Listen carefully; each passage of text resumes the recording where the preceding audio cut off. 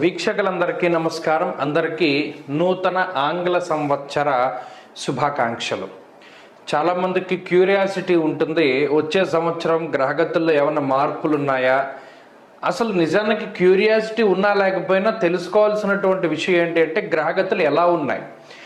ఈ దీర్ఘ సంచార గ్రహాలను బట్టి చూసేటువంటి ఈ సంవత్సర ఫలితాల్లో ఈ 2025 సంవత్సరం జనవరి 1వ తారీఖు నుండి డిసెంబర్ 31 వరకు ఏ గ్రహాల తాలూకు అనుకూలత, ఏ గ్రహాల తాలూకు ప్రతికూలత మన మీద ఉంది అని తెలుసుకోవడం ద్వారా ఒక నిర్దిష్టమైనటువంటి ఒక ఆలోచన వస్తుంది. పలానా గ్రహం మనకు అనుకూలంగా ఉంది, పలానాది ప్రతికూలంగా ఉంది అని ఒక ఇయర్ని ప్లాన్ చేసుకోవచ్చు. ఉదాహరణకి గురువు అనుకూలంగా ఉన్నట్టయితే ఆ సంవత్సరంలో నూతన వస్తువులు, వాహనాదులు, ఉద్యోగంలో ఎదుగుదల, లేదా ఏదైనా ఇల్లు కట్టుకోవడము, సంతానం కలగడం, వివాహాది శుభకార్యక్రమాలు జరగడం, ఇటువంటి వాటి మీద ఎక్కువ ప్రభావాన్ని చూపిస్తారు. శనేశ్వరుడు అనుకూలంగా ఉంటే ఆర్థిక స్థితిగతులు మెరుగుపడుతూ ఉండడం, రాజకీయ లబ్ధి ఉండడం, జనాకర్షణ కలగడం, వ్యాపారాభివృద్ధి కలగడం, విదేశీయానం కలగడం, ఇటువంటివన్నీ కూడా జరుగుతాయి. రాహుకేతువుల అనుకూలత వల్ల కూడా చాలా రకాలైనటువంటి సమస్యలు, అటు మాతృ వర్గం నుండి ఏదైనా ఆస్తిపాస్తులు రావాల్సి వచ్చినా, పితృ భ్రాతృ శాపాదులు ఉన్నా, లేదా మరి ఏ ఇతరత్ర వంశపారంపర్య ఆస్తుల నుండి ఏదైనా తగాదాలు ఉన్నా అటువంటి వాటి నుండి బయటపడడానికి, శత్రు రోగ రుణ బాధల నుండి బయటపడడానికి, అనారోగ్య సమస్యల నుండి బయటపడడానికి కూడా ఈ గ్రహ సంపత్తి చాలా ముఖ్యంగా ఉపయోగపడుతుంది. కాబట్టి ఈ 3 కీలకమైన గ్రహాలు ఏ విధంగా యోగిస్తున్నాయి, ఈ సంవత్సరం ఒక విశేషమైనటువంటిది ఏంటి అంటే దాదాపుగా 3 దీర్ఘ సంచార గ్రహాలు కూడా మారుతూ ఉన్నాయి.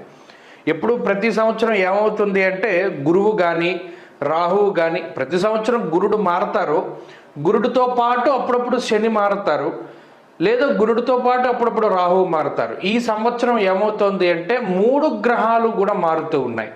అంటే గురువు మే నెల 15వ తారీఖు దగ్గర నుండి మిథున రాశిలోకి ఆయన సంచారం చేస్తారు. శనేశ్వరుడు ఈ సంవత్సరం మార్చి 30వ తారీఖున కుంభరాశిని వదిలిపెట్టి మీనరాశికి వెళ్తారు. అలాగే రాహువు మే 21వ తారీఖున మీనరాశిని వదిలిపెట్టి కుంభంలోకి వెళతారు. రాహుకేతువులు వక్రంలో ప్రయాణం చేస్తారు కాబట్టి వెనక్కి వెళతారు. సో ఒకే నెలలో 2 పెద్ద గ్రహాల మార్పు. అదేంటి? మే నెలలో గురు రాహువుల యొక్క మార్పు. దానికి మునుపే ఈ మార్చి 30వ తారీఖున శని మార్పు. కాబట్టి ఇది చాలా కీలకమైనటువంటి సంవత్సరం. చాలా గ్రహగతుల్లో మార్పులు, 3 గ్రహాల్లోనూ దీర్ఘ సంచార గ్రహాలు అంటే రాహుకేతువులు అంటే 2 కింద లెక్కేసుకుంటే 4 గ్రహాలు. ఈ క్రియాశీలకమైనటువంటి మార్పుల్లో లాభపడేటువంటి రాశుల్లో మీ రాశి ఉందా లేదా అనేటువంటిది మనం తెలుసుకుందాం. 2025వ సంవత్సరం ధనురాశి వారికి ఏ విధమైనటువంటి ఫలితాలను ఇవ్వబోతూ ఉన్నది మనం ఈ కార్యక్రమం ద్వారా తెలుసుకుందాం. ముఖ్యంగా ధనురాశి వారి యొక్క స్థితిగతులను చూస్తే, అటు అర్ధాష్టమ రాహు యొక్క దోషం గత 18 నెలలుగా ఉంటే ఈ అర్ధాష్టమ రాహు యొక్క దోషం తగ్గుముఖం పడుతోంది. తృతీయ స్థానంలోకి రాహు వెళుతున్నారు. చాలామంది పొరబడేటువంటి అంశం ఏమిటి అంటే తృతీయంలో రాహు యోగించరు. రాహు తృతీయ స్థానమందు యోగించరు. కాబట్టి ఆ విషయాన్ని దృష్టిలో పెట్టుకోవాలి. ఇది చాలామంది తప్పుగా చెప్తూ ఉంటారు. ఉపచయ స్థానం కదా, తృతీయం అంటే మిగతా పాపగ్రహాలలాగా, రవిలాగా, కుజుళ్లాగా, శనిగ్రహంలాగా రాహువు కూడా తృతీయంలో యోగిస్తారు అని చెప్పడం. నిజానికి అంత యోగం అనేటువంటిది తృతీయంలో కలగదు. ఇది అనుభవపూర్వకంగాను చెప్పచ్చు, శాస్త్రపూర్వకంగాను చెప్పచ్చు. ఇక రెండో విషయం, ఇప్పటి వరకు తృతీయంలో యోగిస్తూ ఉన్నటువంటి శనేశ్వరుడు అర్ధాష్టమ స్థానంలోకి. చాలామంది ధనురాశి వారు అనుకుంటూ ఉన్నారు కదా, ఈ ఏలినాటి శని బాధ తగ్గింది అనుకుంటే మళ్ళీ శని వక్రగతి వల్ల మళ్ళీ ఏలినాటి శని వచ్చింది, మళ్ళీ ఈ శని వక్రగతి పోతుంది అనుకునేసరికి అర్ధాష్టమ శని వస్తారు. ఇలా ఏవో రకరకాల సమస్యలు మేము బయటపడేది ఏం లేదా అని చాలామంది అడిగారు. నిజానికి ఈ అర్ధాష్టమ శని ఎప్పటి నుండి వస్తుంది?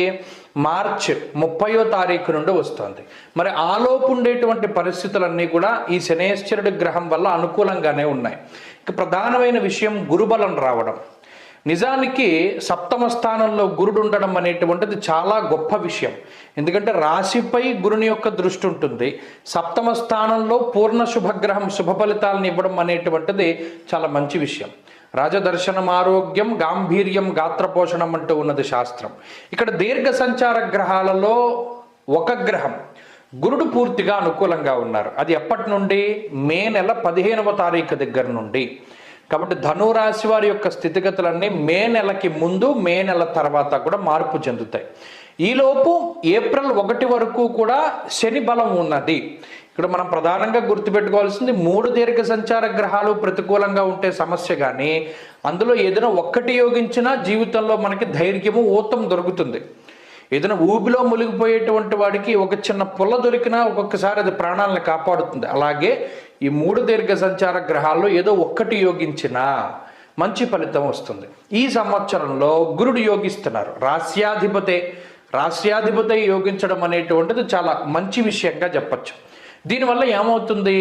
గురుడి యొక్క కారకత్వాలు యజన కీర్తి గృహకాంచన పుత్రవస్త్ర అశ్వాధికారకో గురుహు, ఆయన సప్తమంలో ఉండడం, రాజదర్శనం, ఆరోగ్యం, గాంభీర్యం, గాత్రపోషణం, ప్రధానంగా ఒక ధైర్యానికి, జీవితంలో పడుతూ ఉన్నటువంటి ఎన్నో రకాలైనటువంటి బాధల నుండి ఉపశమనానికి, ధైర్యానికి, శక్తికి, ఓర్పుకి, సహనానికి గురుడు కారణమవుతారు. అలాగే పై అధికారులతో ఉండేటువంటి సఖ్యత వాతావరణానికి, అలాగే ఉన్నతమైనటువంటి పదవుల్ని అధిరోహించడానికి, సమాజంలో క్రియాశీలకమైనటువంటి పదవుల్ని అధిరోహించడానికి, అలాగే ముఖ్యంగా జనాకర్షణకి, ధనాకర్షణకి, వీటన్నిటికీ గురుడు చాలా ముఖ్యమైన గ్రహం. కాబట్టి ధనురాశి వారికి ఈ సంవత్సరం ఆ గురుబలం పూర్తిగా ఉన్నది. అర్ధాష్టమ శని దోషం ఉన్నప్పటికీ కూడా, మరి అర్ధాష్టమ శని వల్ల ఏమవుతుందండి? వాతశూలం మనక్లేశం భయం స్వస్థానహానికృత్ అన్నాడు శాస్త్రమందు. ఏంటి అర్ధాష్టమ శని ఏం చేస్తారంటే ఎక్కువ ఇంట్లో ఉండడానికి ఇష్టపడరు. శరీరం ఎప్పుడూ కూడా ఏదో ఒక క్లేశము, అంటే ఏదో ఒక ఆలోచన ఉంటూ ఉంటుంది, ఏదో ఒక సమస్య ఉంటూ ఉంటుంది. వీళ్ళు ఎక్కువ తిరగడానికి ఇష్టపడతారు, ఇంట్లో ఉండడానికి ఎక్కువ ఇష్టపడరు. అయితే ఇక్కడ ఒక మంచి ఉంది, చెడు ఉంది. ఒకవేళ ఇంట్లో ఉండడానికి అవకాశం లేదు అంటే, ఇటు సప్తమంలో గురుడు ఉన్నారు కాబట్టి వాళ్ళు విదేశీయానం చేయడానికి, దేశాంతరవాసం చేయడానికి, లేదా ఉద్యోగ వ్యాపారాల రీత్యా వేరే ప్రాంతం నందు నివాసం ఉండడానికి అవకాశం ఉంటుంది. అది ఒక అందుకు మంచిది. ఒక అందుకు ఏంటి అంటే ఇంట్లో లేము అంటే కొద్ది ప్రయాణాలు ఎక్కువగా చేస్తూ ఉండడము, నిలకడ లేనటువంటి జీవనానికి కూడా అది సంకేతం. ఇది మీ జాతకాలను బట్టి కూడా ఆధారపడి ఉంటుంది. మరి రాహు ఏం చేస్తారండి తృతీయంలో అంటే? సాధారణమైనటువంటి ఫలితమే. రాహు అంత చెడు కాదు, అంత మంచి కాదు, మధ్యస్థమైనటువంటి ఫలితాన్ని ఇస్తారు. కాబట్టి మరి ఈ సంవత్సరం 2025వ సంవత్సరం ధనురాశి వారికి లిటరల్గా మనం చెప్పాలి అంటే బాగుంది. ఈ గురుబలం వల్ల, అలాగే శని బలం, ఈ ఏప్రిల్ 1వ తారీఖు వరకు శని బలం వల్ల, అలాగే మే 15 నుండి గురుబలం వల్ల మంచి ఫలితాలను మనం ఆశించవచ్చు. చాలామందికి ఇంకో సందేహాలు ఉన్నాయి. మళ్ళా గురుడు వక్రిస్తారు కదండి, మళ్ళా శని వక్రిస్తారు కదండి. అవన్నీ మనం సెకండరీగా మాట్లాడుకోవచ్చును. ప్రస్తుతానికి సంవత్సర ఫలితాల్లో గురుడు సాధ్యమైనంత వరకు వక్రించడం, ముందుకు వెళ్ళడం కామనే. రాశి మారే పరిస్థితి లేదు. అందువలన సాధ్యమైనంత వరకు ధనురాశి వారికి గురుబలం వల్ల మంచి జరుగుతుంది.